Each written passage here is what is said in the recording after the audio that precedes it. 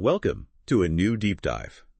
Today we're unlocking the secrets behind, well, one of your body's most fundamental processes, inflammation. We're diving into a document titled Mediators of Inflammation, which breaks down these tiny but mighty chemical players that orchestrate this whole complex response. That's right. Our mission today is really to unpack these chemical messengers, understand where they come from, what they do, and, why they're absolutely crucial for both protecting you and sometimes, well, for causing problems too. You'll see how intricate it all is. Okay, so we're talking about the chemical conductors, kind of like an inflammatory symphony. Where do these key players even originate?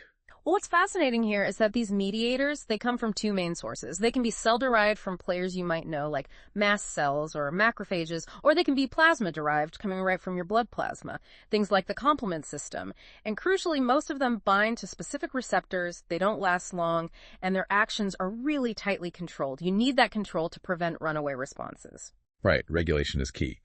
All right, so what are some of the very first chemical alarms, the ones that go off right when inflammation begins? Okay, so we start with what we call vasoactive amines, like histamine. This is primarily released by mast cells, and it immediately causes vasodilation, that's the widening of blood vessels, and increases vascular permeability, makes them leaky. Ah, okay, so that allows fluid and immune cells to rush in. Exactly, and that's why you get that familiar redness and swelling. Makes sense. And then there's serotonin from platelets, which has, pretty similar effects, also plays a role in changing blood vessels. Okay.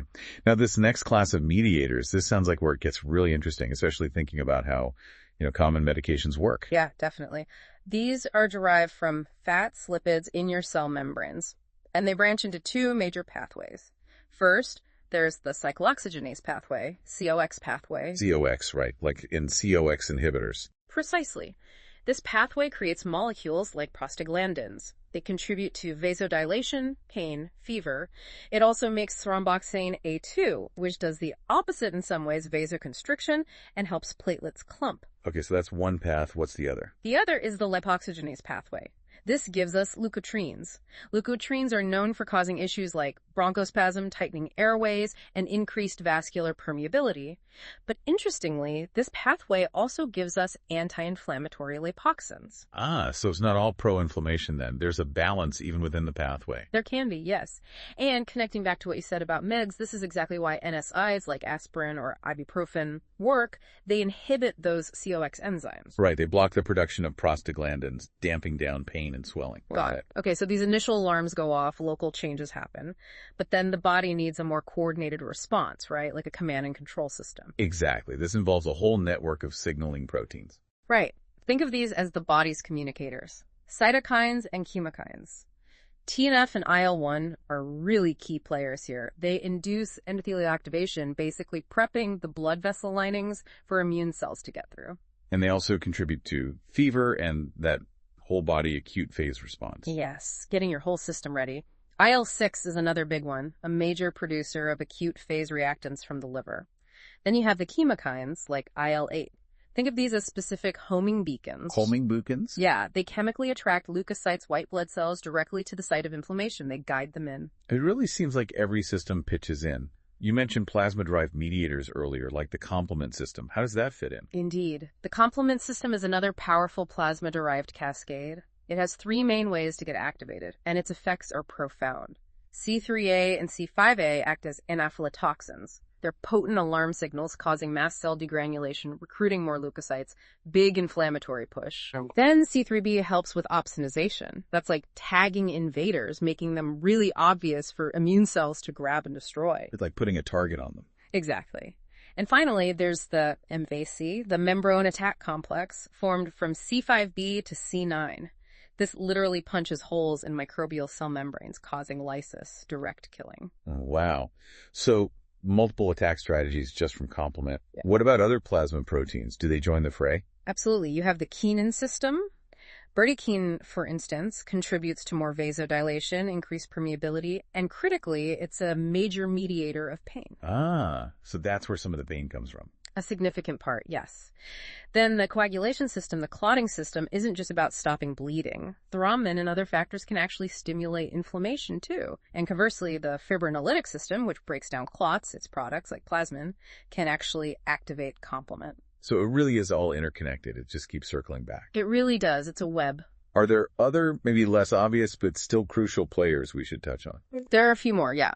Platelet activating factor, or PAF, does what it says activates platelets, causes aggregation, but also vasodilation and bronchoconstriction, quite potent. Okay. Then you have reactive oxygen species, ROS.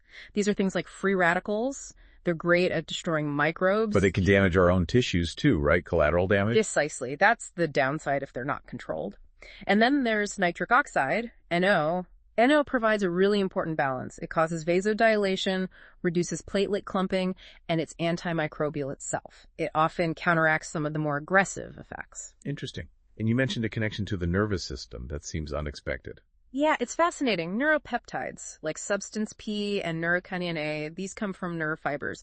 They transmit pain signals, sure, but they also regulate blood pressure locally and increase vascular permeability. So our nerves are directly participating in the inflammatory process itself. Absolutely. It highlights just how integrated everything is. Nervous system, immune system, vascular system, all talking to each other during inflammation adds another layer of complexity. Okay, wow. So we've covered a huge cast of characters: histamine, prostaglandins, cytokines, complement, kinins, PAF, ROS, NO, even neuropeptides. Yeah. What's the biggest takeaway when we put it all together? Well, if we connect this to the bigger picture, I think the main thing is how incredibly interlinked these mediators are. They form cascades, one activates the next, amplifying the response. There's also redundancy built in. If one pathway is blocked, others can often compensate, ensuring the response happens. Which is good for fighting infections, but maybe not so good in chronic disease. Exactly. But crucially, inflammation doesn't just rage unchecked. Resolution isn't just the absence of inflammation, it's an active process, a vital one.